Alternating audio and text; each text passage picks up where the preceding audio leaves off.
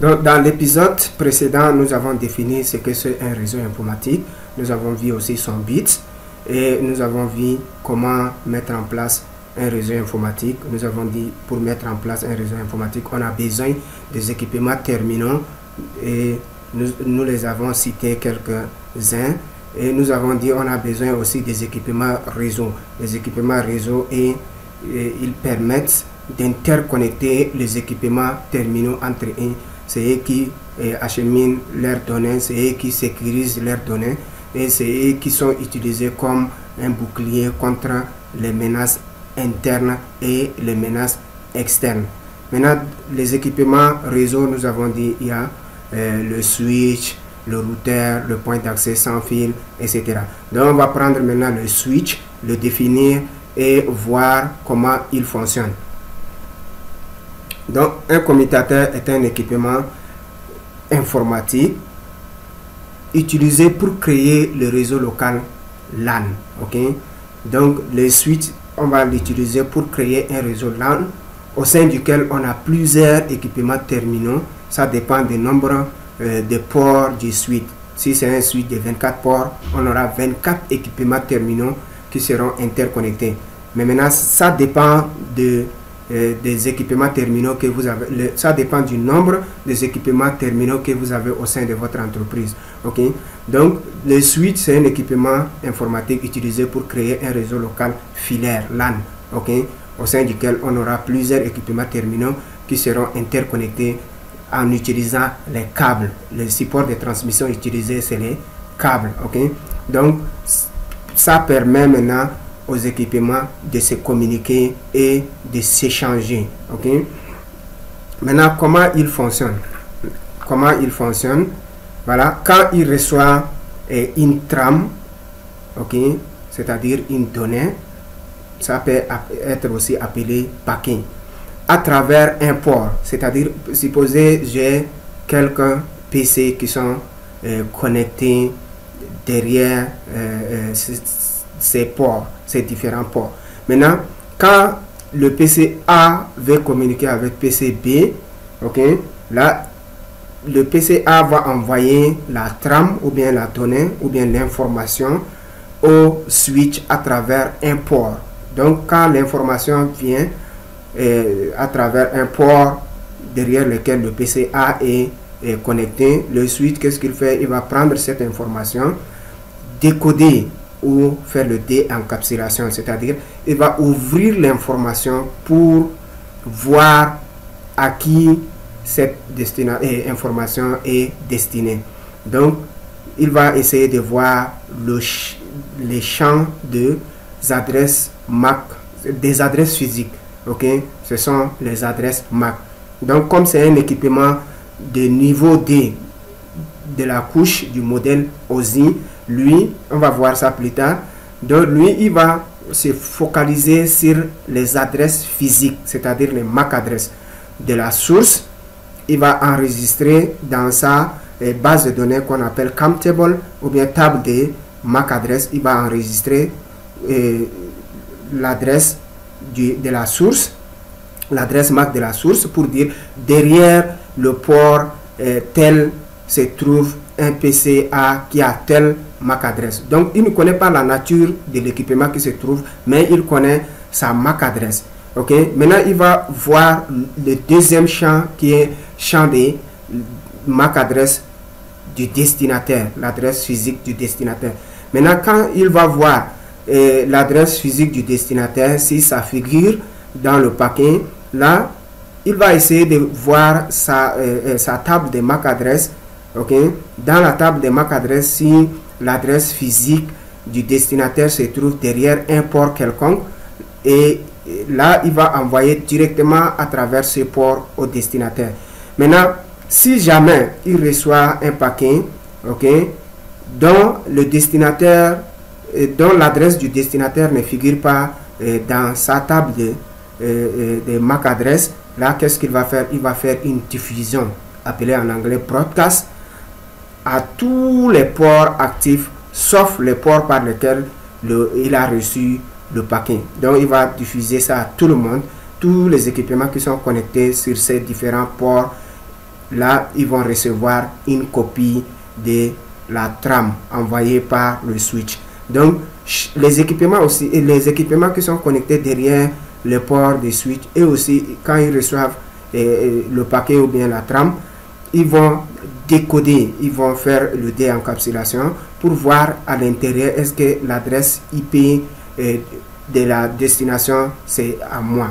Ok, donc si l'adresse IP du destinataire et mon adresse IP configurée, si c'est la même chose, là je vais répondre à ce paquet. Si c'est pas la même chose, je vais oublier ou bien ignorer ou bien supprimer ce paquet. Ok, donc c'est comme ça il va remplir sa base de données. Voilà un exemple. Voilà, on a 4 équipements terminaux qui sont interconnectés par intermédiaire de ce switch. Ok, donc chaque équipement terminal, voilà son adresse MAC. Ça c'est l'adresse physique.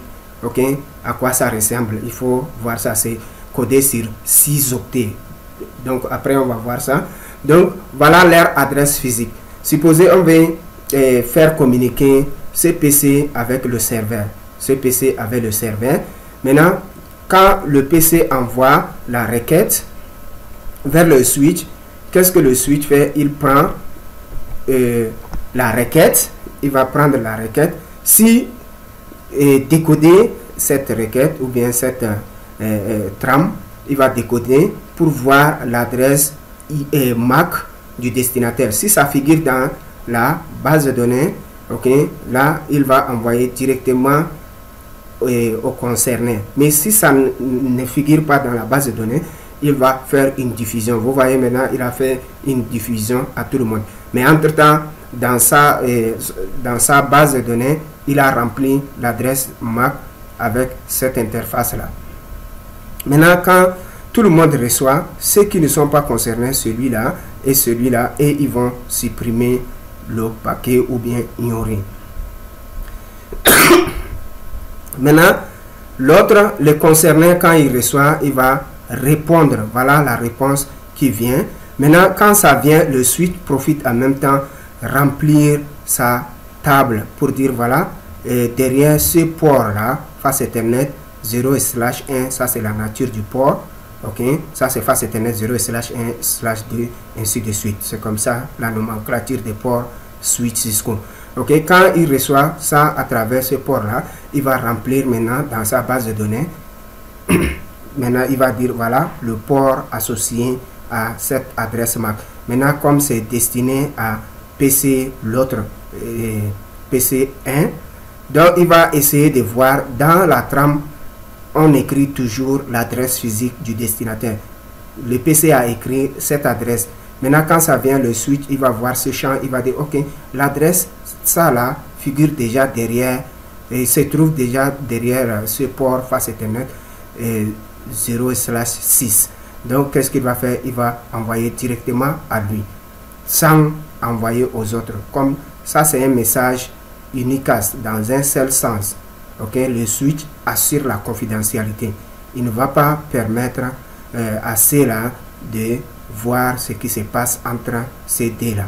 Ok, donc voilà, là, celui-là, il répond et il reçoit, ainsi de suite. Désormais, la communication se fait comme ça, comme ça, comme ça, comme ça. Ok, donc ainsi de suite. Si par exemple, lui, il veut communiquer avec un PC d'ici, quand il envoie, supposez cette fois-ci, le switch a ces deux MAC adresses qui figurent déjà.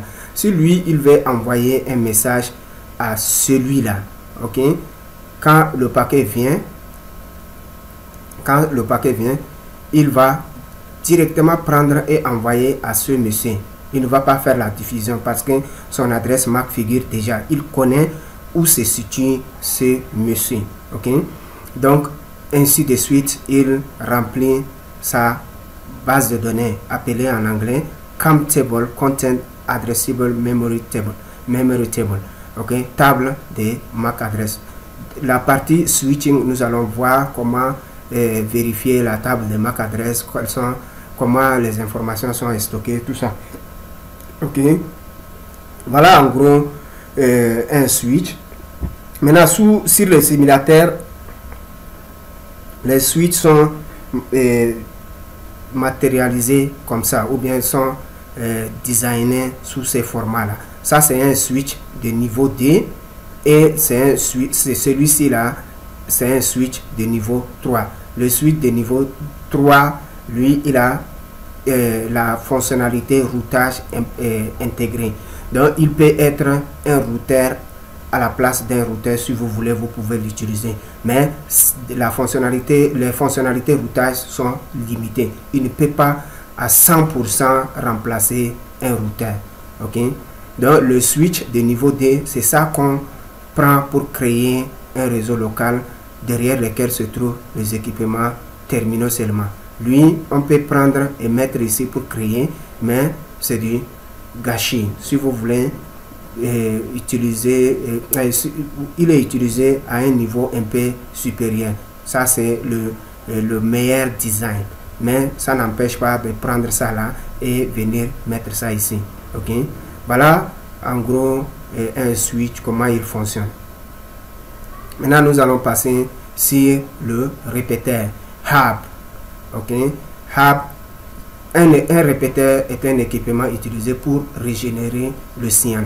Ok, lui, on l'utilise pour régénérer le signal, c'est-à-dire il répète le signal reçu. Quand il reçoit un signal, c'est-à-dire le signal ici, ça réfère à la donnée ou bien paquet. Donc quand on envoie l'information, elle est appelée à ce niveau-là, au niveau du répétiteur, le signal. À travers un port, il le transmet à tous ces ports, ok, dont des utilisateurs sont connectés, sauf le port par lequel il a reçu. Donc lui aussi, quand il reçoit un paquet à travers un port, ok, il va envoyer à tout le monde, excepté la personne qui avait envoyé le paquet. Maintenant, la différence avec le switch, on avait dit, le switch aussi envoie quand l'adresse MAC ne figure pas dans la base de données. Et puis le switch aussi prend note. À chaque fois quand il reçoit, il remplit dans sa base de données les adresses MAC associées avec leurs interfaces. Par contre ici, lui, il ne prend pas note. Il n'a pas cette intelligence-là. Donc quand il reçoit, il envoie à tout le monde, excepté la personne qu'il avait envoyée. Maintenant, quand le retour de l'information vient, il fait la diffusion encore, ok, excepté celui qu'il a envoyé, ainsi de suite. Donc cela constitue non seulement un grand problème dans le sens où il n'y aura pas la confidentialité de l'information, des informations échangées entre les utilisateurs, car tout le monde peut recevoir et voir le contenu du message, ok, échangé entre les utilisateurs. Et puis si dans le réseau, ok, ou bien dans les utilisateurs terminaux qui sont connectés sur ces ports, s'il y a un malveillant, c'est-à-dire s'il y a un malveillant, il peut s'injecter dans la conversation. Il va s'introduire dans la conversation, c'est-à-dire il peut être au milieu. On appelle ça man in the middle, l'homme au milieu. Qu'est-ce qu'il fait? Il va jouer le rôle d'un utilisateur quelconque. Quand il reçoit, quand A et B veulent se communiquer, lui il essaie, il va s'injecter dedans. Quand il s'injecte dedans là, ok, quand A envoie une information destinée à B là, lui il reçoit il voit cette information. Comme il n'y a pas la confidentialité là-bas, lui il va prendre l'initiative de répondre à la place de B, ainsi de suite. Donc, il fait, quand il y a un intrus au sein du réseau et que vous utilisez un hub, il peut facilement vous espionner. Donc, c'est une partie qu'on va peut-être voir plus tard dans la partie sécurité.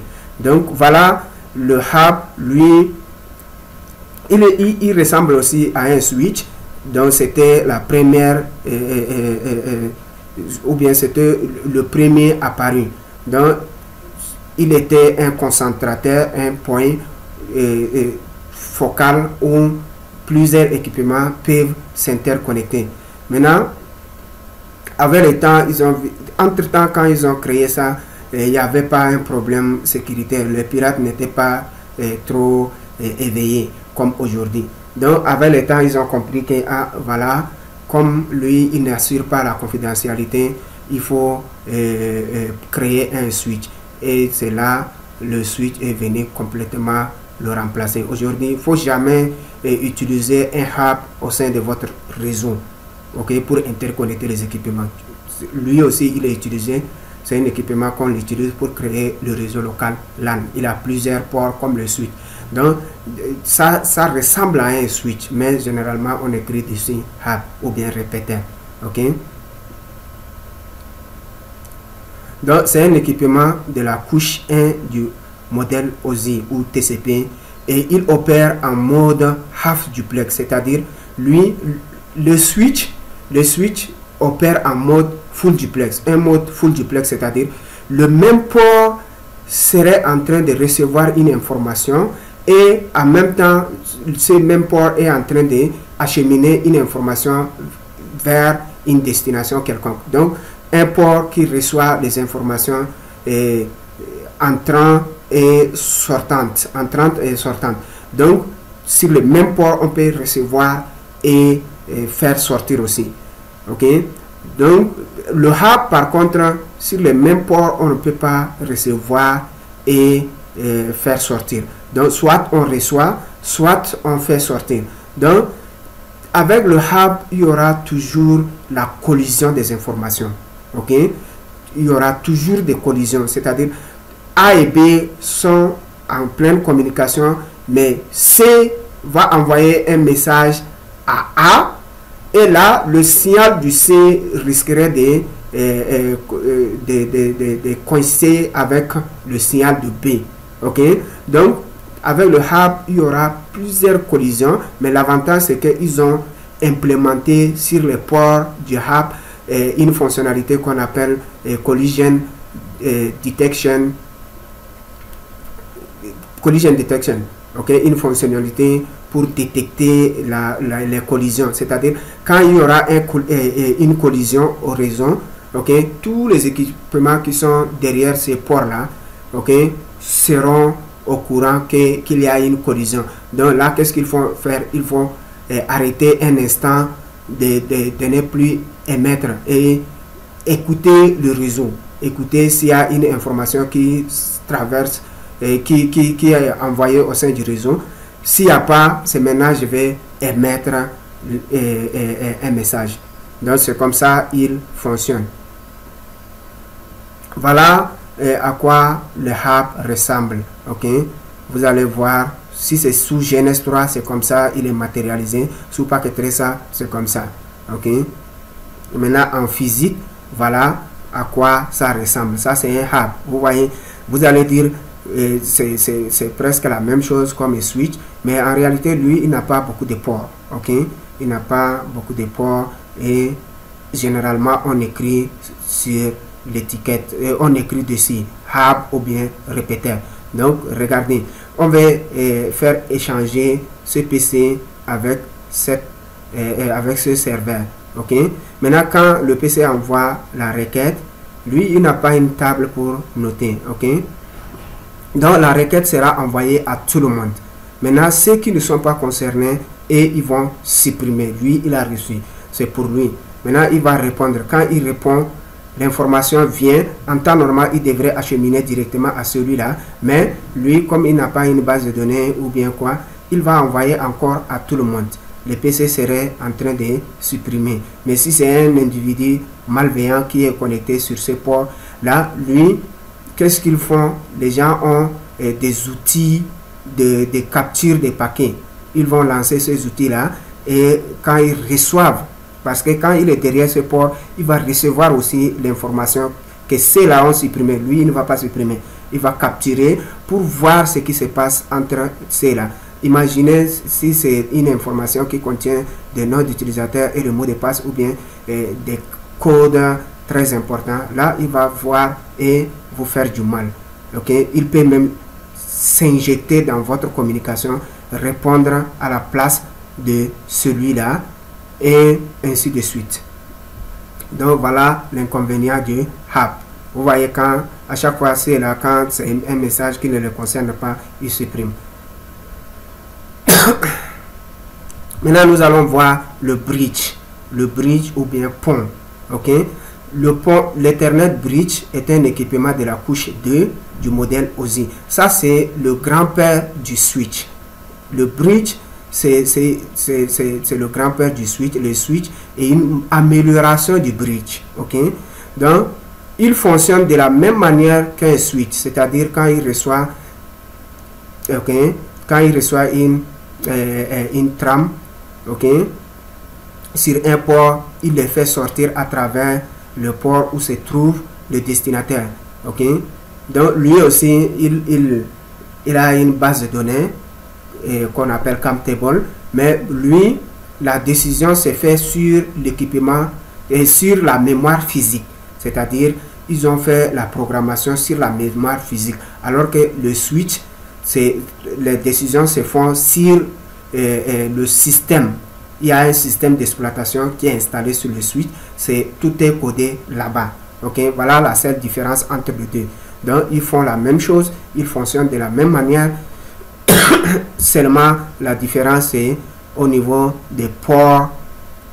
Le bridge n'a pas assez de ports, ok, les ports sont très limités, et puis les informations sont codées sur la mémoire physique, alors que le switch, les informations de prendre une décision, tout ça là, sont codées sur un système d'exploitation qui le fait fonctionner.